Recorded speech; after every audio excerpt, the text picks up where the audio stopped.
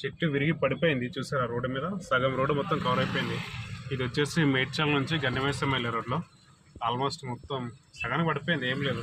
ఇక రాంగ్ రూట్లో ఒక బైక్ పట్టే ప్లేస్ ఉంది, చూపిద్దామంటే అటు కూడా ఏం కనిపిస్తలేదు. ఒకసారి ఇక్కడ సైడ్ చేసుకుందాం మెల్లగా, ఎంత ఘోరంగా చూద్దాం.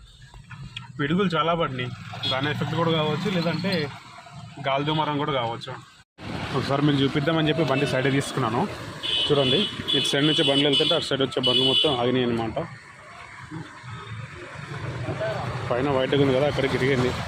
అది ఇరిగి ఇట్లా రోడ్డు మీద పడిపోయింది, సగానికి పడిపోయింది, సగానికి ఎక్కువనే పడిపోయింది. ఒక బండి వెళ్తుంది, ఆటో కానీ బస్సు కానీ ఏదైనా ఒకటే బండి వెళ్తుంది, ఇంకో బండి రాలేదన్నమాట. ఇంకో బండి రావాలంటే ఆగాలి.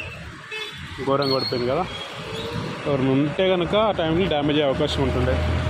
ఇది వచ్చేసి పిడుగు వల్ల పడిందా లేదంటే గాలి వల్ల పడిందో తెలియదు, కానీ చాలా ఎక్కువనే డ్యామేజ్ అవుతుంది ఎవరిని ఉంటే కనుక.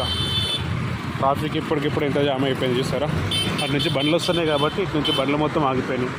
డీసెంట్ కలిసి నేను కథల బండ్లు కానీ ఇవి వెళ్తున్నప్పుడు అటు నుంచి వచ్చే బండ్లు మొత్తం ఆగిపోతాయి. ఇది క్లియర్ చేసేంత వరకు ఈ రూట్లో అట్లానే ఉంటుంది అనమాట. దగ్గరకు వచ్చేదాకా కనిపించలేదు మనకు, అది దగ్గరకు వచ్చినాక కనిపించింది సడన్గా. అట్లుంటుంది రోడ్డు మీద పరిస్థితి.